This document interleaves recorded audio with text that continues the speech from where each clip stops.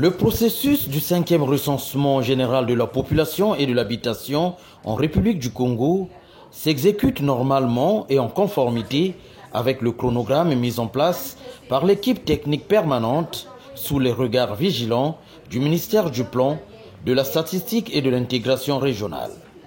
La formation des superviseurs qui arrive à son terme après 21 jours d'enseignement théorique et pratique sur la méthodologie de collecte et bien d'autres aspects techniques sera bientôt suivie par celle des agents recenseurs et des contrôleurs sur l'ensemble du territoire national.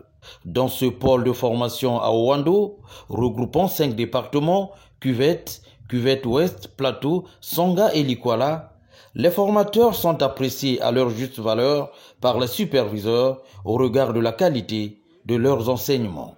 Les formateurs ont été à la hauteur sur la maîtrise des données, la maîtrise des manuels. Ils ont enseigné étape par étape, en commençant par le manuel papier. Donc le papier, on a terminé, on a entamé le manuel CAPI, donc le système informatisé.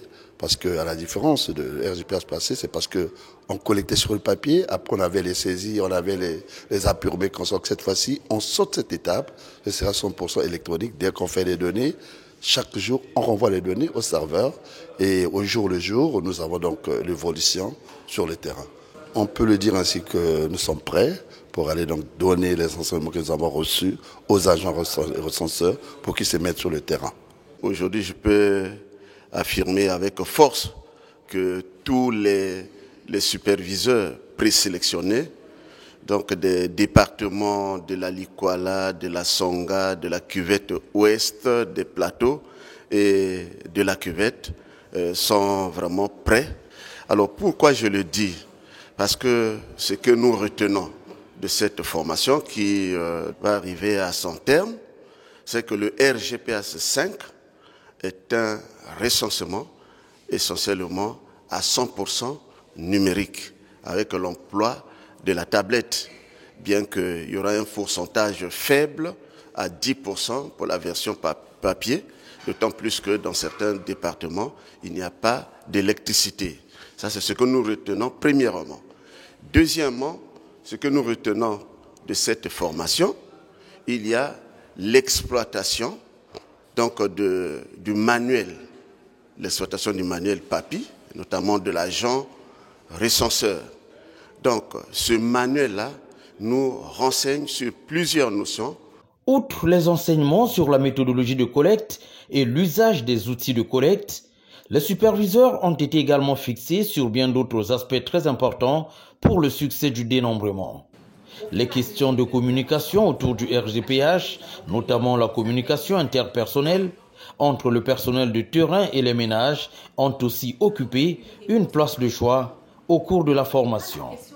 L'agent recenseur est ainsi appelé à une meilleure attitude vis-à-vis du citoyen, dont les bonnes réponses aux questions posées constitueront une base solide pour des données fiables.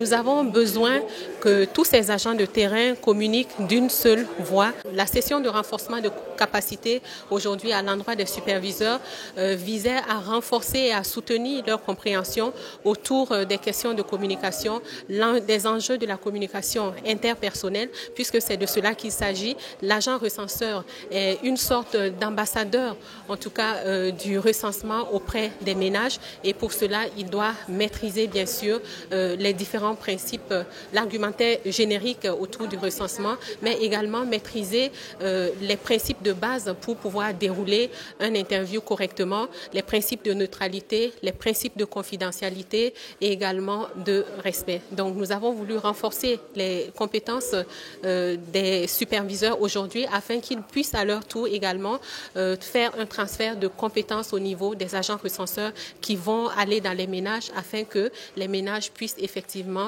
ouvrir leurs portes au recensement. Le recensement général de la population et de l'habitation repose également sur la notion de l'assurance qualité. Le conseiller technique permanent du RGPH 5 se réjouit du déroulement et du niveau des opérations. Un recensement doit forcément veiller, selon les recommandations des Nations Unies, à ce qu'on appelle l'assurance qualité, c'est-à-dire que le respect certain nombre de normes et de standards reconnus comme qualité. Alors mon rôle en tant que conseiller technique principal est d'accompagner dans la mise en œuvre du recensement du Congo dans le respect de ces normes. Voilà. Et pour le moment, je crois que ça se passe bien. À quelques heures de la fin de la formation des superviseurs dans les 4 pôles, le chef du projet RGPH dresse un bilan positif après la ronde de tous les sites de formation. Aujourd'hui, nous sommes à Owando, donc le dernier pôle que nous venons de visiter. Nos impressions sont bonnes et qu'on reste très optimiste par rapport à la formation, à l'appropriation des connaissances qui ont été dispensées par les membres de l'équipe technique à travers tous les pôles. Et c'est là où je comprends le bien fondé de l'auto-formation que nous avons eue juste avant de dérouler l'ensemble des formations dans les différents pôles. Et je suis satisfait également du fait que la transmission a été uniforme en fait, dans la plupart des pôles. J'ai essayé de faire l'évaluation des connaissances en passant dans tous les pôles, en posant les mêmes questions à l'assistance. Et j'ai compris effectivement que les gens ont bel et bien suivi la formation et qu'ils étaient attentifs et que nous pouvons nous attendre aux bons résultats pendant le dénombrement. Et déjà, les bons résultats commenceraient par la formation des agents recenseurs et qui bénéficieront de la même formation au niveau des sous-préfectures. De Brazzaville à Owando, en passant par Pointe-Noire et Dolisie, les formateurs, tout comme les superviseurs, auront affiché leur engagement à œuvrer pour un meilleur recensement de la population en République du Congo. À moins d'un mois du début du dénombrement, le compte à rebours est lancé pour que chaque Congolais et chaque personne étrangère vivant au Congo ouvre sa porte au recensement.